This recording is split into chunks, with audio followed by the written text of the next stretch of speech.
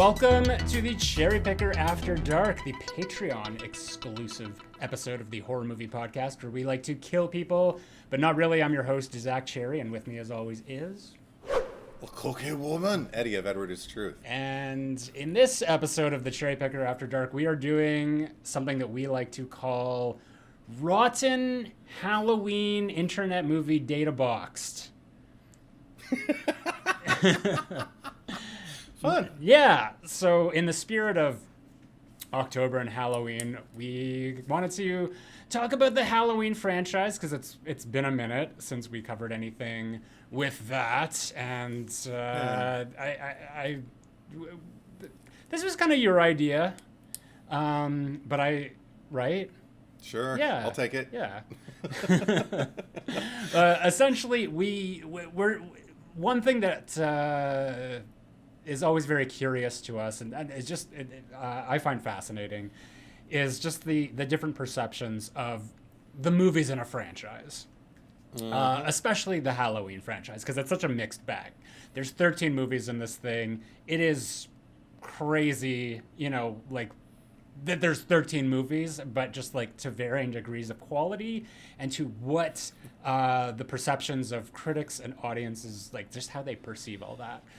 So we're going to do a little experiment here and compare the scores of all the movies with Rotten Tomatoes, both critics and audience score, Internet Movie Database score, Letterboxd score, and then our own personal opinions. Now, obviously, Rotten Tomatoes works a little bit different because it's like the way that the review aggregator is. Like a lot of people have been like, you don't understand how it works. I'm like, I know how it works. I think that it's a stupid, really flawed system. Like I hate Rotten Tomatoes. I never take anything that it says seriously. No, me neither. Because it's essentially what Rotten Tomatoes is. It kind of comes down to yes or no. Like, for a critic, did you like this movie? Yes, no. There's not really a lot of room for nuance there, so just like that score is just like, so you had 100 critics, 60 of them liked the movie, 40 didn't. That just means that the score of the movie is 60%. That's not indicative of like the movie being like 60% good on a scale of like, 1 to 100, like that, because that would be the equivalent of like a 6 out of 10 on IMDb. So that's not the case at all. But it's still interesting to kind of take those percentages for each movie and rank them according to what the critics or audience, like, what the overall average is. And what it's been determined by as like either a thumbs down or thumbs up kind of system, when there could be an absolutely mixed review that's just kind of like, well, there's good and there's bad here, and whatever aggregator is in charge at that particular day is to determine this is a positive review or this is a negative review, and it's like, well, that's not really how that works, but it's fascinating. Yeah. I feel like Rotten Tomatoes should introduce like a third tomato, like a middle option that's just like kind of like just right. Well, no, because that would be the perfect one, but maybe just like it's turning a little bit, but or like like those tests that they do to like those psych evaluations where you just like pick like 1, 2, like average, and then there's like the opposite end. So there should just be like a tomato in the middle, a really good tomato on the top end, and a rotten one, but then like the in-between ones. And if like the critic, if they got the average of that, there would be a more proportionate score for these movies, You're getting me on a whole like that. They could get so creative with the tomato motif, just allowing for like, well, this is an underripe tomato, like it's not quite developed yet, but in time maybe. And then also you could say like, well, this is a pasta sauce tomato. Like on its own, it's probably not good, but it's part of a greater franchise that mixed all together, it's not that bad. It's actually kind of vital for the storytelling of this They should change it to pumpkins during October just for Halloween. Ooh, that'd be sweet. And it can be, that's fun. Do you remember that Simpsons episode where the neighbors came by and they like complained to Homer because he hadn't thrown out his jack-o'-lantern from Halloween? He's just like, yeah, I'll get on it. And they're like, well, not just this current one, but like the last 5 years, and it just like goes through Right, all of right. those just like different stages of decay of these pumpkins that have been sitting there for years. So Yeah, I would love that. Yeah, it would be something like that. Yeah. God, those things smell awful. Like, you know, even after a day. I remember it just breaking my heart, the first jack-o'-lantern I ever had, where I lifted, because I always keep the tops on them, and you couldn't tell anything through whatever face I had carved on the front of it, but I was very young. I remember lifting the top up and just seeing all this gray fur. It was as if my pumpkin had grown like a rat inside of it or something. Yeah. I was like, ah! And I just kind of dropped it back on top. And I was like, Yeah. okay, you're out of the house. Yeah. I don't know what you've At been that point, you're gonna have to give it a name, because it just has like an entirely new organism of life has attached onto it. Exactly. But I mean, I love, there's a Joe Pera episode where it's all about a fall drive and about taking a drive in the autumn to a waterfall. And the point is to give the pumpkin, which has taken a 1/16 of your soul, to give it a proper burial after it's served its time with you. Yeah. And leaving there's something lovely, exquisitely lovely about throwing it down a waterfall. See, we should have something like that. Like, yes, it's a rotten pumpkin, but it's worth a fall drive. Something like, you know, you can have so much more fun with it. I think that, I mean, there could be, like, Rotten Tomatoes could, like, have, like, an affiliated site called Rotten Pumpkins, which I think would be, like, you know, since critics are just, like, terrible when it comes to scoring horror movies, just make a Rotten Pumpkins solely for horror movies. So then we have, like, you know, people who actually want to like watching horror movies and don't want to see the bullshit where, you know, critics are just like, well, this is just horrible because it's a horror movie. And we could just cut out all that folderol and just, like, have people who actually like horror movies telling you, no, this is a good horror movie. As opposed to the bad ones. Yeah, then there will be the inevitable argument over whether something is a horror movie or not. Technically, this is a comedy, or this is action, adventure, sci-fi more than horror, actual, you know. And then, oh, well, that'll never end. So we can't win. We can't win. So anyway, that's what this episode is going to be. We're going to go through all 13 movies chronologically. Just know that if you are watching this on YouTube or streaming it as a podcast, this is only a preview of the episode, and you can actually watch or listen to the whole thing if you go to my Patreon account at www.patreon.com/ZackCherry. I'll even put the links down below for you, and subscribe at the Freddy Krueger tier, and that is $5 a month. And with that, you will get access to this entire episode as well as all of our previous Cherry Picker After Dark episodes. There's like over 30 at this point. So lots of, like, hours of extra bonus footage of just Edward and I bickering with one another, if you're into that. But even if you're supporting on Patreon at even $1 a month, that will give you early access to all of our regular episodes. So if you are a fan of the podcast and want to support us, this is your way to let us give a little bit more back to you. So with that said, I want to thank some Patreon supporters. But first, I want to thank Jason Voorhees Galatello, our podcast editor, because I always forget to thank him. But thank you, Always Jason, a strong word. who's just doing amazing work for us. But for our top tier supporters, I would like to thank Michael Myers tier. So we got Kyle Beard, Maxime Rivest, Sam Levy, Ali Hamouche, Shane Allingham, Tim McKay, Stephanie Starbright, Horror Slut 95, Bruce the Genetic Jackhammer Rando, Josh Carr, Gemma Lou, Michael Boswell, Brandy BB, and then Ghostface supporters, Eric Champney, Daniel Saturn, Baby Ghoul, Garrison Nichols, and a new Ghostface supporter, Craig Lynn. So thank you very much to all those people. Craig, please send me a message on Patreon. I've been trying to get a hold of you. But other than that, before we get into everything, I do want to talk about the sponsor for today's episode, which is Sassy Balls. Sassy Balls is not only sponsoring this episode of the podcast, but is also the official sponsor of Macabre, which is the horror film that is currently in pre-production, which we are going to be filming next month. that is written and directed by myself and Eric Champney. But Sassy Balls is a health, food, and lifestyle company based in Connecticut. With recipes created over 10 years, their snacks are handmade in micro batches with whole neutral ingredients, high in protein, and taste like dessert. So if you are into, like just high protein, healthy dessert treats that, aren't loaded with sugar and all that, and you're also kind of tired of most protein bars have that kind of cardboardy, chalky taste, like really, really dry. These are just delicious. These are balls you want to put in your mouth. And they've actually created a flavor specific for Macabre. So it's kind of themed for Macabre. It's called Death by Chocolate. So that's really fun. That is like a chocolate raspberry concoction. But you can head over to their website. The links will also be down below for that. And you can check out some of their other flavors that they have.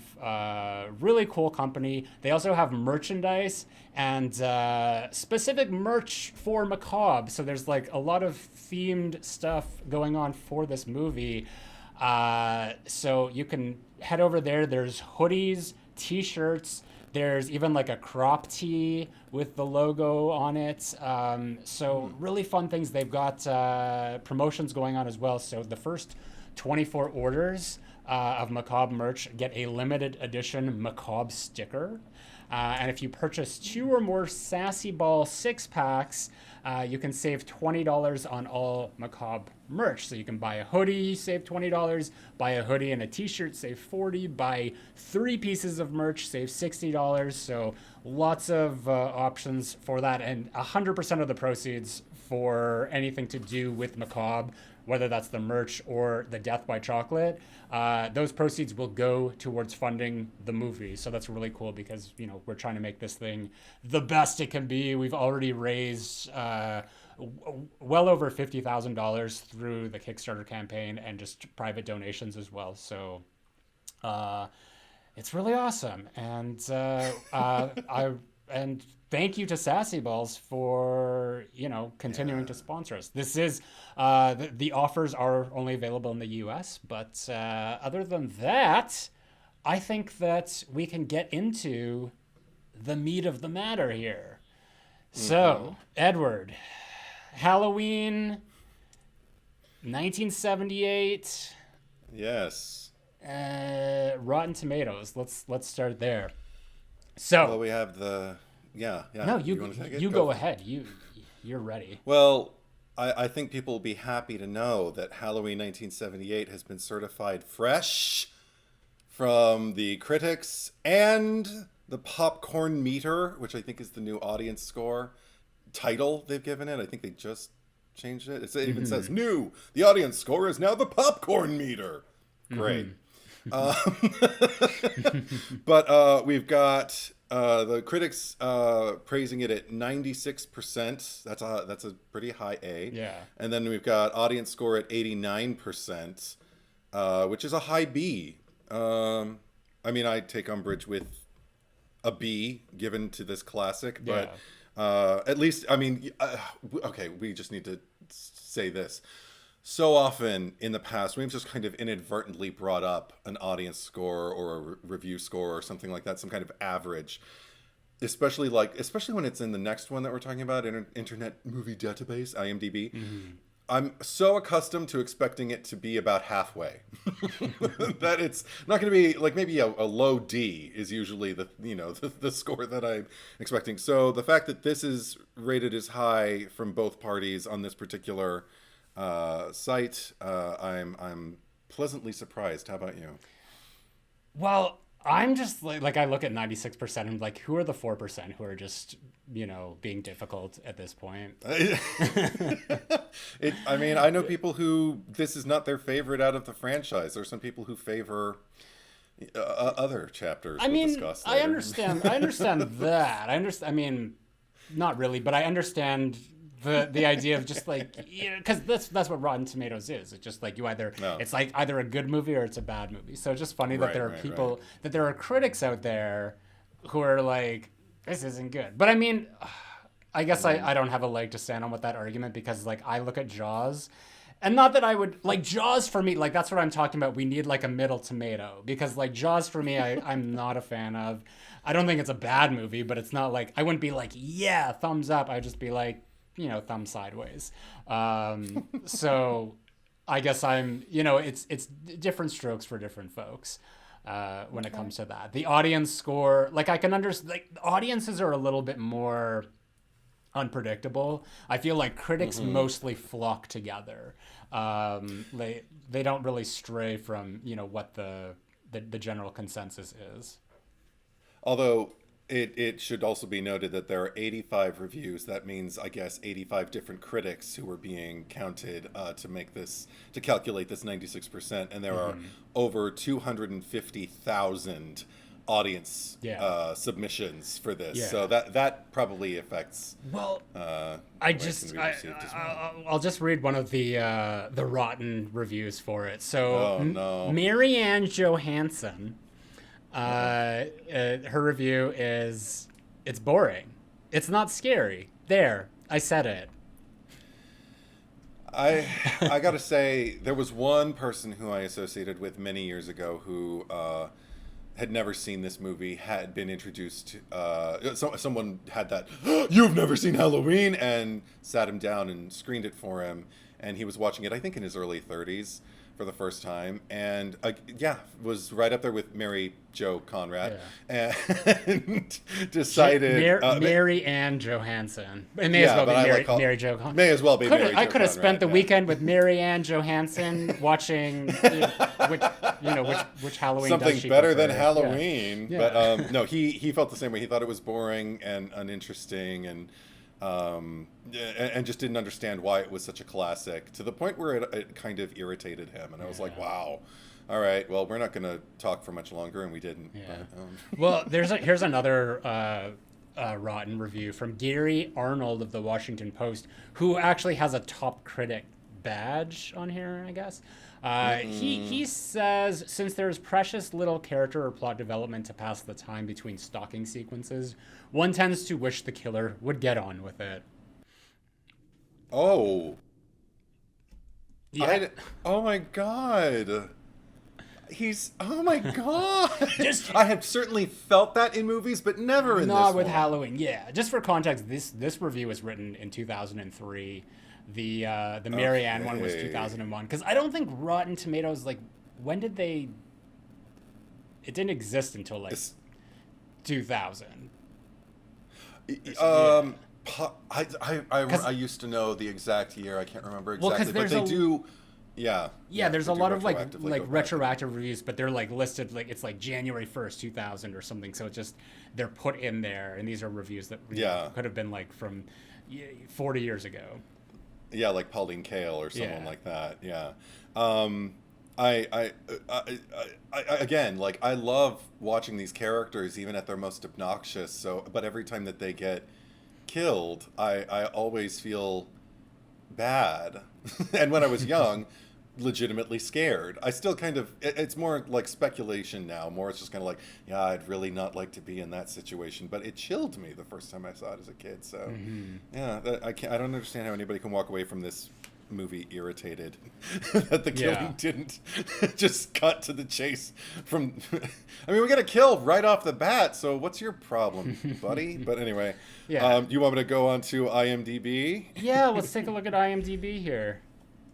So the star rating average we've got is 7.7 stars out of 10. This is closer to what I would expect because it's way lower than I think this movie deserves. But it looks like it's out of 313,430 people who submitted. And I assume these are all civilians. I don't think that critics get on. I mean, maybe they do. You got me. But because the only reviews I ever seem to see are from, like, with usernames from people that seem very, very personal. They always seem to speak from a very personal place. Here I've got one, 9 out of 10, submitted February 27th, 2005. John Carpenter's Halloween is quite frankly a horror masterpiece. It tells the immortal story of escaped mental patient Michael Myers who returns to his hometown on Halloween night to stalk and kill a group of babysitters. I mean, that's just...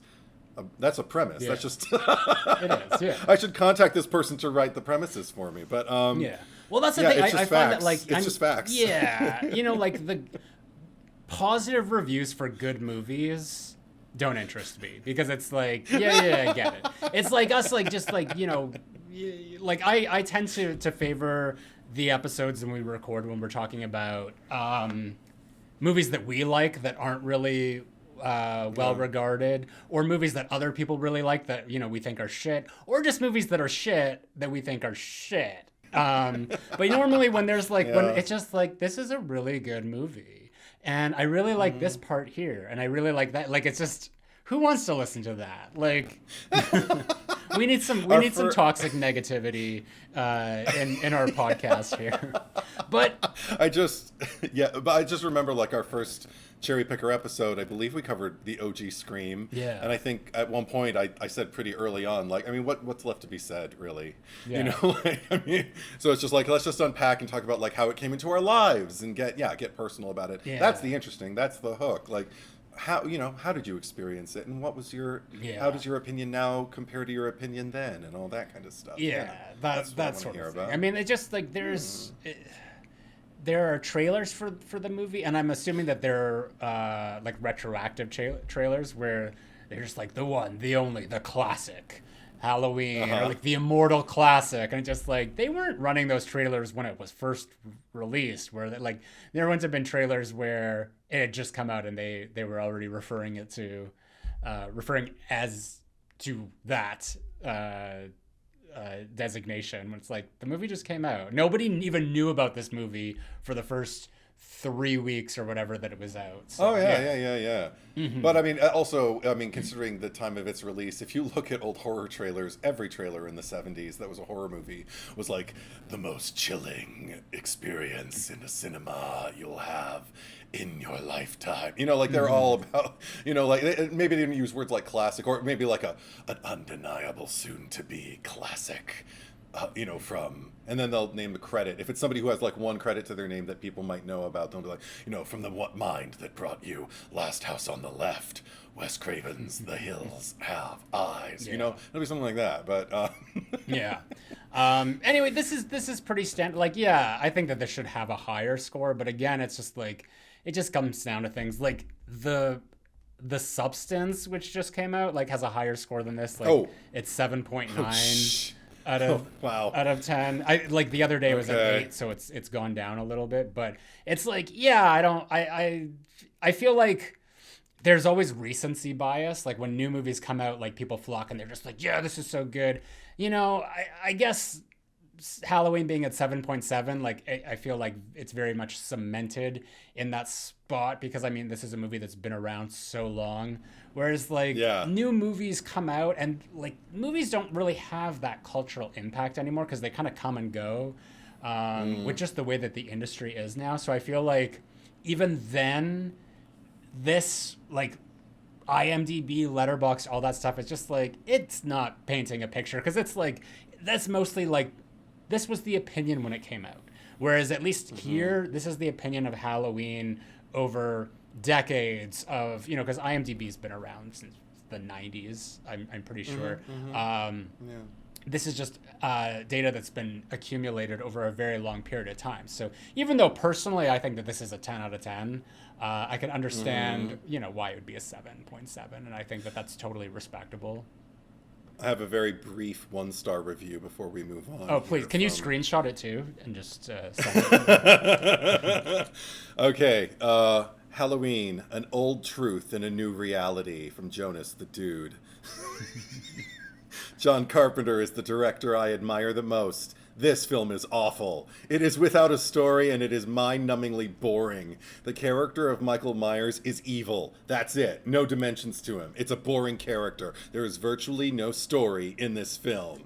After they just reiterated, it's not a very well written review. They reiterated the fact that there's no story, but okay. There's that's so another much thing story. The storytelling is phenomenal. It's just like peak storytelling in this movie, and I love it's that so they said simple. Michael is boring. Michael Myers is boring. Like there's no. I feel like that's kind of the point. But if that isn't scary to you, So if what do like they an want? absence- Like thorn cults and yeah, probably. Let's see if Jonas the Dude makes a comeback later on as we get more and more deep in the mire. Looking at Mire, the letter, the mire, looking at the Letterboxd, this has 3.8, which I mean, I suppose if you like comparatively to. Because this is out of 5 rather than IMDb out of 10, that actually puts us as a 7.6. So it's kind of on par there. The highest bar is 4 stars, like how you could it shows on the thing.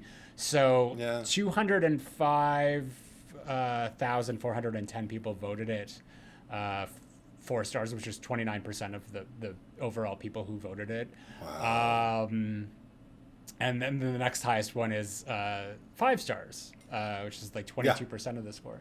So this looks pretty proportionate. Like even the lower end, like people have it at 3 and 3.5, but after that, it's like very few have voted it like half a star to 2.5. There's 2,052 people gave this half a star. So I don't know who those folks are, but. I'm not going over there to watch any horror movies. 3.8. I wonder what. See, this is newer to me. Like, I mean, I check often, like, to see like what the average is after I review something, and it's going to be interesting to see if anything is higher than that. I mean, it's so popular. I'm kind of stunned that it's actually that low. But I don't know. Okay, interesting. That's all I have to say. Well, here's a review by Jay, 5 stars. Okay. Jamie Lee Curtis. Michael Myers walking as slow as possible after her. Why are you running? ? Because you're scared. Your friends are dead. Yeah. You're not going to feel a big vote of confidence from the guy. You're going to want to get as far away from him as possible. This person does not know what it's like to be victimized. I take umbrage. No. Anyway, well, that's the first movie anyway for you. So, right. yeah, I mean, I feel like that's pretty proportionate. But then we come to Halloween 2. Halloween 2, did you want to read the Rotten Tomatoes, or do you... Yeah, I got it. Okay, so I'm stunned because the critic... I guess I'm not that stunned. But the critic... critics deem it rotten. It's at a 33%, and that's only 48 reviews. Interesting. Yet the popcorn meter is 63%, and that's significantly less than the first Halloween, 50,000 plus ratings, giving it 63, which is like if we're looking at it from a grade school kind of bracket, that's a D. That's a low D. It still passes though. Yeah. Crazy. I mean, John Carpenter himself hates this movie. Like he said in an interview once that it was an abomination, and he even talked shit about Rick Rosenthal. Oh no! I mean, not in like a disrespectful way, but in like like the John Carpenter, like the honest, creative side of him, just being like, yeah, we hired this guy and he just couldn't do it. So, but I think, when it's come to this movie, like John Carpenter has been very critical of himself as well, mostly for, I guess, writing the sibling aspect of Michael and Laurie, which I think is great. Yeah. I thought that it's such a wonderful inclusion, because it's so stupid. It doesn't make any sense really, but it gives us that great reveal when they're driving in the car and Donald Pleasance just being like, shooting the gun out. What does it you fellas do? Fire a warning shot? Yes. No, first time I saw it, I remember, because I saw it much later than the first one. I didn't even know that it had a sequel for the longest time. I thought it was just this kind of outlier. And then when I saw the sequel, I remember that moment, that Strode girl, that's Michael Myers' sister. And I'm like, what? Yeah. And it just, it informed so much of, like, I wanted to go back and watch the first movie again. And then, like, they worked so well together and everything. And then I just recently heard Quentin Tarantino speaking to it and talking about how that was like the worst thing to happen to the franchise, was that one detail being thrown in. And I'm surprised that somebody who can, kind of relish the more exploitative aspects, the high opera octane moments of like cinema, didn't have his mind blown by that and actually kind of felt like it tanked the saga for a long time. I wonder what his opinions of the new trilogy are. Also, yeah, that would be interesting to know. Yeah. It looks like Aja from Vox.com. I'm trying to load the full review, but we don't have the time. Yeah. They did condense Aja's full review to, I guess, the concluding line, who's a top critic here, ranked with a red star. As films go, however, Halloween 2 isn't very good. Posted October 19th, 2018. Yeah. Your guess is as good as mine. Just screenshot anything that you read, and then we can make sure that we send it to Jason. But here's another review from a top critic, Dave Kerr, from the Chicago Reader, who says, Rick Rosenthal, who directed this 1981 sequel, doesn't have Carpenter's expansive, affectionate way with the stereotypical characters, and without it, they're empty shells, bodies waiting for the slaughter. That's from 2007. What's interesting about that is, like, this is still written by John Carpenter and Deborah Hill, and I mean, by all accounts, Carpenter went in and he did a lot of, redirecting of what had already been directed by Rick Rosenthal. So, I mean, I guess maybe he wasn't as enthusiastic about it, but like, this is, by and large, a lot of this is still Carpenter's direction. He just didn't give a shit.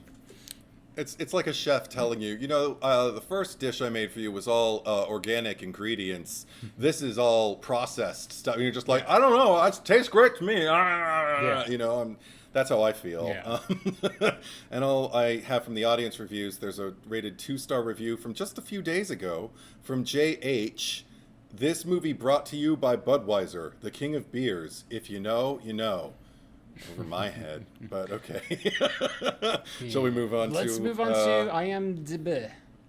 IMDb gave it 6. Oh, okay. Similar scoring to the audience scoring before. 6.5 stars out of 10 out of 103,843. I mean, I know it's a lot of people don't find favor with it, so I'm not shocked by that at all, especially given the groundwork I laid earlier. 6.5 for a horror movie is actually, like, that's a good score. Yeah. And typically, like, those are the movies I glom to. Like, if I see a horror movie and it's got an IMDb score of 6.5, I'm like, this is good. This is going to be a good movie. If it's teetering from like 5.5 and downward, like, I might be a little suspicious of that. There's some movies like Valentine, which I love, has a 4.9, which is crazy. That should be much higher. Scream 3 has it's like it's a 5 point something. It's pretty low. So it's like, you can't always trust every score out there, but I think that 6.5 for, considering that, what was it, 7.7 for the original on IMDb, 6.5 is pretty respectable. Personally, like, I would give this a. It's easier to do it as Letterboxd. I would say like 4.5 out of 5 is where I would put this. So this would be like a 9 out of 10 for me. But that's just me, like a red-blooded horror movie lover. I mean, I to bring it over to Letterboxd, I remember my review. It even tells me right here, you've reviewed this film 4 stars, and I did, and 4 stars is still pretty solid for me. I always think of, like, it's so okay. This is odd. Just a little detour on the ranking thing, because if you give me like a 10. like a ranking of like 1 to 10, and I have to like come up with something between that. My mind immediately goes back to school and grades, and like, okay, 100% is like a perfect A, 90 is still an A, 8, so like 8 is like a low B, 70 a low C, and so on and so forth. But you give me 5 and fractions. A 2.5 out of 5 to me means there's just as much to praise as there is to criticize. Whereas a 5 out of 10 for me is a failing grade. So I can't make any sense out of it. Yeah. But that's how I've begun to rank movies on Letterboxd. But that's why I don't. Whenever like people are just like rated on a letter scale, I'm just like, I don't do that. I don't. No. And never at any. And this must be an American thing, because I don't remember at any point in school of getting letter like A plus, like none of that. It was always like numbered out of 100. Oh, we never had letter scoring. So like I'm just trying to like, I guess, justify why I don't do letter scorings, and I guess it's because it's just we never had it in Canada. Right. Oh, well, you're lucky. Because sometimes, basically, it would, on the letter, it would designate as like if it were an 89, it's a B plus, and you'd be like, okay, cool. Yeah. Thank God I got that B plus. Wish I'd gotten that A. Or you get like an 81, and you're like B minus.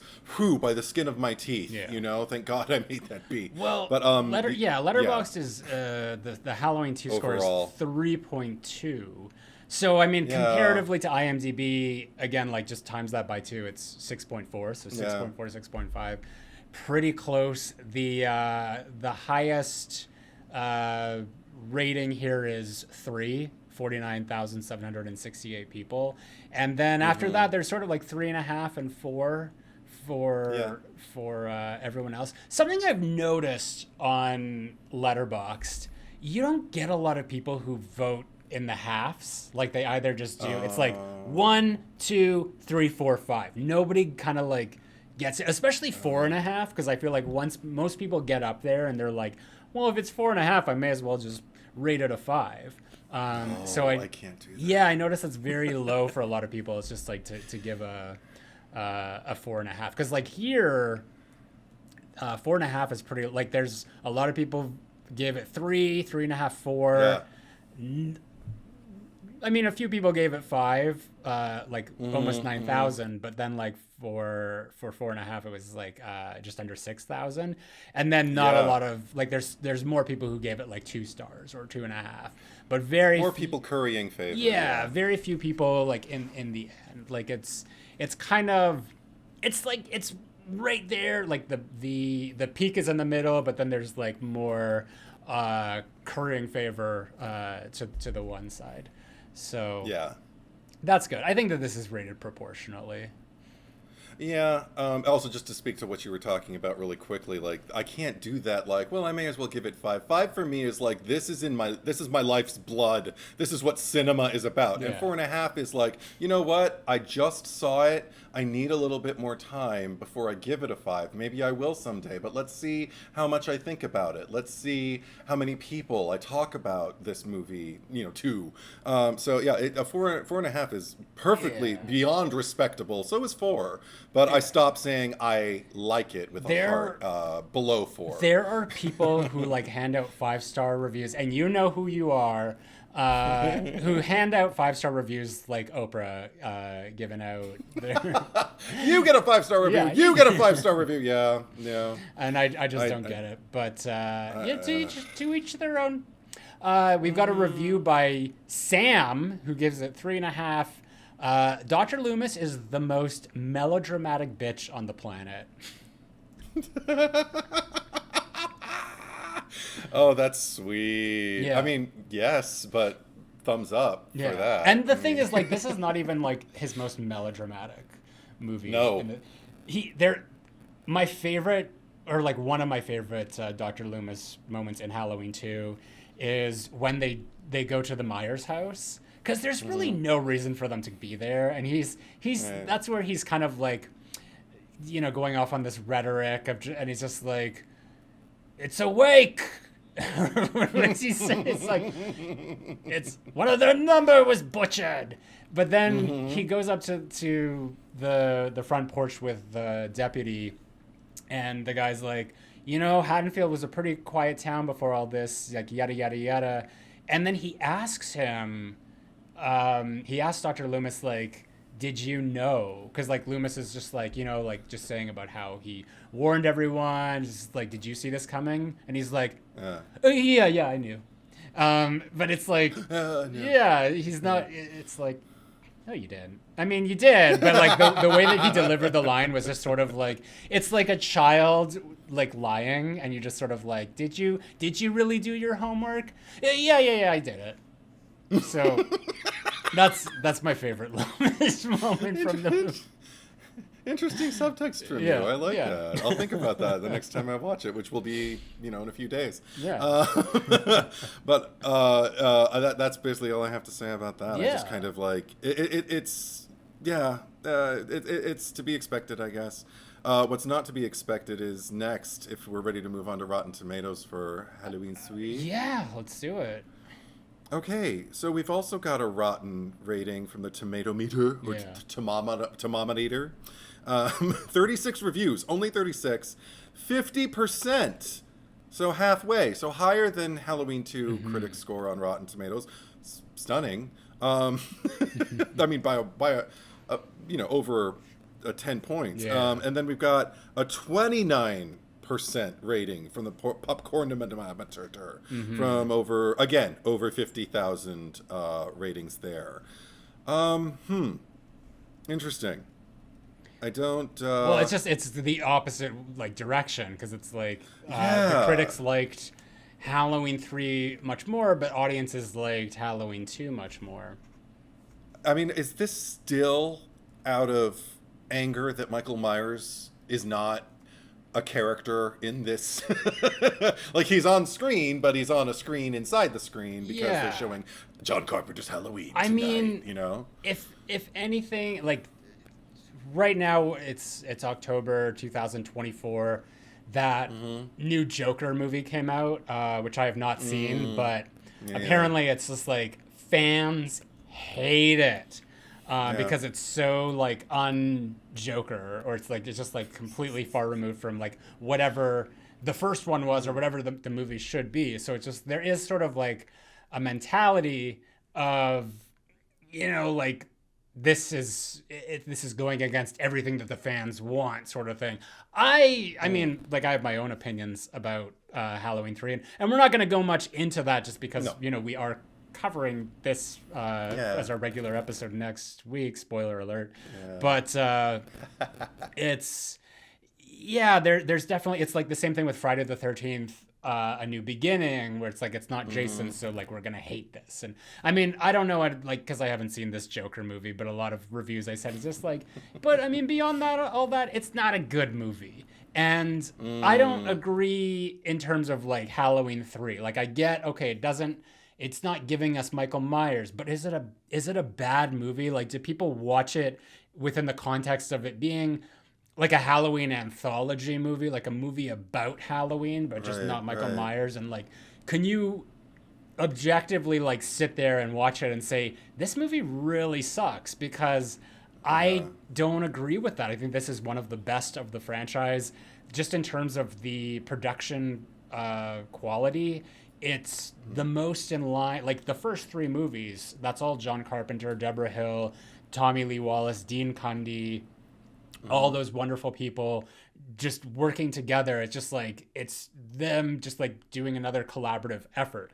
And everything about the movie, like, it's got, like, the cinematic scope, just like the anamorphic widescreen, which we lose in Halloween 4. Just the cinematography of everything, like, it's like a breathtaking movie to look at. Like, it's creepy, it's atmospheric, and there's so much, like, the music is, like, everything is so good. So it just, it's hard to, I mean, I could see if, like, people ranking, like, having their own Halloween rankings and being like, this is a good movie, but it's not Michael Myers, so I'm gonna rank it a little bit lower. But, like, objectively, as, like, a movie, this is not a bad movie. And it's, I mean, they've definitely found more favor with it on IMDb, where the rating is a 5.2 stars out of 10, which, third movie in a franchise, usually, again, to be expected, out of 62,336.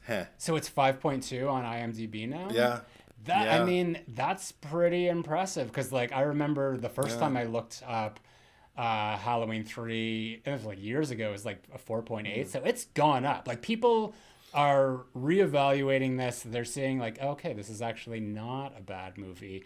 And it's getting the credit that it deserves. I mean, it's divisive for sure, and we can unpack all of that when we have that talk. But I will say, because I have my own kind of varied history with it, what I arrive at is I own it, I watch it, and I recognize what I recognize in it. And I understand there are people who may not recognize that. I understand that there may be people who are far more, enthusiastic about it than I am. And all of it makes sense to me. It's one of those movies where it's almost like, what was that thing? Where is the dress gold or green or whatever? Like I'm like, oh, okay, so you just see it that way. Okay, now I know that about you. But on Letterboxd, kind of the same thing. The average is 2.9 stars out of 5, and which I mean that comes to 5.8, I believe, if you're comparing it, like, just out of 10. Sure.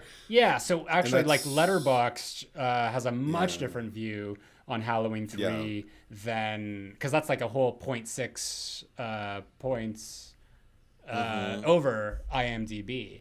And again, like, most people give this 3 stars out of 5, the 23%. But there's still favor, like 3.5 and 4 is pretty high. But then on the lower end, it's like it's fewer people. It's a little more balanced. Yeah, it's actually pretty balanced compared. Like, I think there's more people gave it 5 stars than gave it half a star. So that's saying something. I wonder if it's like, because I mean, Letterboxd, I feel, is probably like, it's a lot younger. It's much newer than the other thing, so it probably has like a younger audience as well. So I wonder if, like, younger generations respond better to Halloween 3 than maybe the older ones like us do. Yeah, the people who didn't go, I mean, because I remember when I saw it was on VHS and I didn't know what to expect, and nobody was there to tell me Michael Myers isn't in this. So I was as surprised as anybody, because I think most of the backlash from the audiences at that particular time, in the time of its theatrical release, were responding to the fact, where's Michael Myers? Whereas if you had seen a trailer and gone in, with your ears pricked up a bit, like, you might have, you would have known. There's no deception in that trailer. They're not saying, like, Michael Myers returns, kind of. They don't do that in a TV spot. Yeah, right. But so yeah, I think more and more people knowing what they're going into. Maybe they're going in expecting, knowing that there was that kind of backlash, and they walk in and go like, oh, it's not as bad as I was expecting. So they favor it a little bit more. I don't know. It's interesting. Yeah, but, it's an anomaly, really. But I've always known. I sound like Dr. Limit. I always knew. But from the beginning, because, like, just when I first got into the franchise, it was hard to find 3, like, in the video stores. The ones that were the most available were 1 and 4 and 6. I remember that. 1, 4, and 6. It was hard to find 2, hard to find 3, and it was really hard to find 5. And H2O would just come out in the theater at this point in the chronology of the franchise. So yeah, trying to kind of like catch up and all of them, and classmates of mine who had seen it and were more well versed in the franchise were just like, yeah, you don't have to watch 3. So I think it was just sort of that mentality of, like, it was the black sheep. But now at this point, I think a lot of people, there might be some opinions that are more objective, or just like look at things more objectively, and rather than just what their favorite thing is. So it's hard to say. Yeah. I think ultimately, that's what makes it so exciting, though. I mean, I think it's. How do I put this? without sounding like too like broad and generic. Like I don't want to just be like everyone has their thing, but I mean, because I know people who do emphatically dislike this movie, actively hate at this movie, and I do know people who embrace it more along the lines of the way I do. Again, it's not. It's something I understand. Like I can understand somebody who's going to see this and have fun with it. There are other installments that, like, if somebody is really, really like this film curries favor with me, like and nobody talks like that, but like this is one that doesn't confuse me either way. We're still in the realm of like you can really, really like this or really, really hate it, and I won't really be surprised or well shocked. You know, like either way, I'll be like, okay, 'cause then your priorities are probably more along these lines. Yeah. But then later on, like there are some where I'm just like, how could anyone love this child? But we're not there yet. No. And just looking at a review on Letterboxd, Ian West says Connell Cochran is my favorite James Bond villain, which I think is hilarious because I made that correlation a while ago of just sort of like this movie feels like a horror version of a James Bond adventure. So yeah, we're gonna talk about that next week. But yes, we are. Yeah, let's move on to Halloween 4. Okay, Halloween 4: The Return of Michael Myers is on Rotten Tomatoes. Sorry, Halloween 4, you're splattered. You're rotten. You're 39% of only 31 reviews off the tomato meter. And you're, well, it looks like you're rotten. They abandoned the popcorn. You're still above the 50% point, so I don't know what the cutoff is exactly on here. But it's rated 53% popcorn meter out of, again, 50,000 plus ratings. So we're getting into not quite a niche area, but there's certainly like a trend at this point in the franchise, where the first movie garnered most of the normies, most of the non-horror fans, but just maybe regular just cinephiles, and we haven't veered off into below 50,000 yet. But still, 53%. I mean, again, like I know you don't find tremendous favor with this film. Well, that's not I mean, like I think that it's very middling. Yeah. Just in terms of everything, but I still think that it's a very entertaining film. Like this is one that, you know, I'd say it does kind of mirror the original in a way of just sort of like it's the most simplistic. It's a very basic story, and it's kind of doing all the things that the original did. It just feels like a made-for-TV version. But I don't think that it's a bad movie. Like this is one that I will always watch. I think that because I mostly love the first 7 films. Like after that, it's sort of touch and go. But of the first 7, I mean, this might be at the bottom of that for me, but that's still like out of 13 movies. So this is still like a good Halloween movie.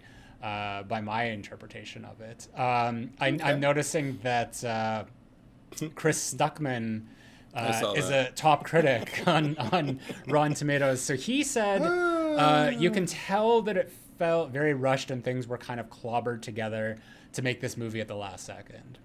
I don't necessarily disagree with that. I think that it is a little extreme of that, because I don't feel that this was a rushed movie. I know that they were dealing with the writer's strike at the time for the script, but in terms of the production, it doesn't feel like it was rushed as much as it just felt like they didn't have.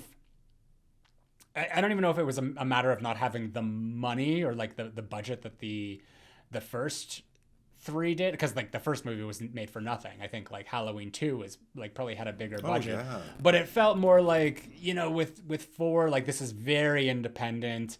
Like Mustafa had, probably he was there on set and being like, we need more blood, or whatever it was. I just don't think that they had the talent behind it. And that's not to denigrate the filmmakers.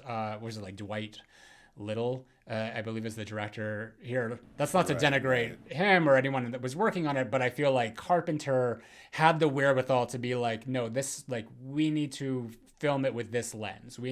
There needs to be this, there needs to be that. This is a movie that's just like, everything is like really tight. Like, just like all the shots are like up close. You've got that fake fog going on there.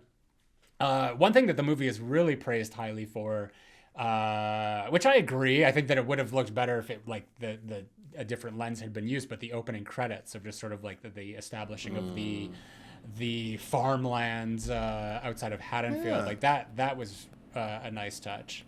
But to this day, I don't think that it was clobbered together. It just was, kind of, they didn't have the masterful touch of, someone like Carpenter. This is also where we get to like something that's like accumulating like these pull quotes to kind of like capture the essence of the review. I haven't read all of Chris Stuckman's review for it, but I will say, and this isn't necessarily a knock on him so much as like maybe a knock on whatever's in charge of pulling the quote. Like, we need one sentence to kind of condense this review into like the essence. It may, if that's the essence of his review, it's certainly not the essence of what I walk away from Halloween 4 with. I don't walk away going like, well, they obviously didn't have enough time to shoot that piece of shit. It's pretty cobbled together. There are aspects of that I understand and that I can recognize, but the essence, I think, is still curries a little bit more favor with me than that. Right. We could also move on to IMDb, Yeah. where it's a 5.8 out of 10. Pretty high for a horror sequel this late in the franchise, so good for them for that. Yeah. And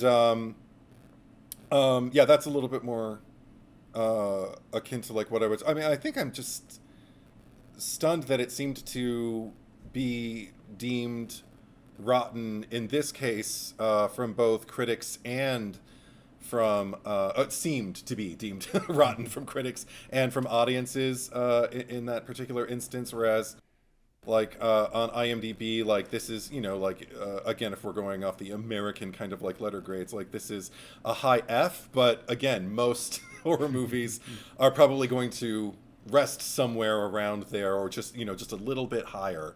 So it makes sense to me. I personally would rank it a little bit higher than that too. Yeah. Well, to look at, go ahead. Letterboxd is 2.8, so comparatively, that's like a 5.6 out of 10.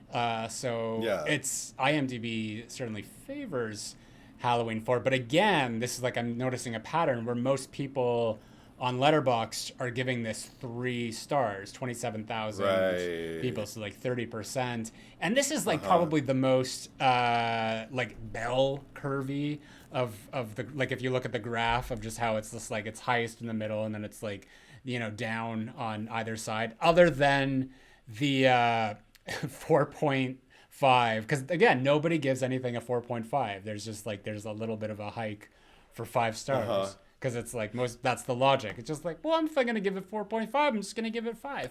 I think, personally, this is a 3.5 for me. Okay. Yeah. Out of the stars. That I'll have to get back to you. Yeah, We'll do that like a we'll do Letterboxd. that pod. Yeah, like out of a Letterboxd, like it's a 3.5, I would say. Okay. Out of 5. Well, I have kind of like an average review that I pulled off IMDb here that is interesting from Taylor Mays. This is from just 3 years ago. It said, "It's not the terrible movie I was expecting." It lays the groundwork for you right there. Yeah. "Scareless, but still an okay watch. If you like the first 2, then watch. Following 10 years after the end, Halloween 2, I'd say it's perfect runtime, though, as I feel it would have started getting a little boring if it was any longer." I can't really argue with any of that. Yeah. So good for you, Taylor Mays. Yeah. I feel like a lot of the Letterboxd reviews they're all about Dr. Loomis for some reason. Like here's one, Adam Bolts, who gives it 3.5. Loomis is just Michael's hype man at this point. That's perfect. Yeah, and then we have a review by Lindsay with some sunflowers on either side there. Lindsay. Who's in Lindsay's in Halloween 4. Yes, she is. The character, yeah. And 3 stars. Why did they have exactly $1 in their budget for his mask? Yeah, well, yes, sing it. We know that there was at least, there's more than one because we had the pink mask as well. Yeah, of course, yeah. But my goodness. I mean, this is something though, like that's as far as these platforms, the Letterboxd platform curries most favor with me because I find they have the most inventive reviews. I feel like Rotten Tomatoes seem to be kind of the angriest. And then even if they're in support of something, it's usually retaliatory. I feel like just kind of like saying, why are all these people saying this? And then they'll defend it, you know? And then IMDb, I always just envision people on their sofa who just don't have anything better to do. So they ordered this movie or they rented it streaming or something. They're just kind of like, I don't get what the whole big deal is about this thing. It's boring. And that's why they're usually so low. And then Letterboxd, it's usually about kind of like, it's almost like what Twitter used to be for like stand-up comics where they would like have to like use a limited amount of space. Like it's all about economy. Like even though there's no limit to the length of a review you can write on Letterboxd, I find the ones that get read the most are the ones that are condensed and that are just basically, it's just a handful of sentences. Just get the essence across. That's the review. It's just like, the movie is dumb. And that's and that'll have like 6,000 likes on it. And that would have driven me nuts in a Blockbuster if I overheard it, and it did. But if I just read that as a review, I'd be like, oh, they got to it. Good for them. Yeah. Even if I disagree. Yeah. But but okay, cool. I mean, it's about what should be expected, and who can argue with that? Yeah, it is what it is. Anyway, that is all we have for the preview of this episode. If you want to see the reviews and our opinions of that for Halloween's 5 to ends, head over to my Patreon and subscribe there at the Freddy Krueger tier. Again, that's $5 a month, and you will get access to all of the previous Cherry Picker After Darks. We already mentioned what was next week, but if you want to tell them again. Happy Halloween. It's Halloween 3, Season of the Witch. We're keeping up with our traditions. We're all over the place here because we started with we started with the new trilogy. It was just like 2018 Kills Ends. Yeah. Then we kind of went to H2O Resurrection, and now I guess we skipped over 4 to 6, and I guess we also skipped over the Rob Zombie one. So. Yeah, there is kind of a pattern there, but yeah, now we're doing 3. But anyway, thank you for watching and listening to this preview, and we'll see you not next week, but the week after for that movie. So thank you and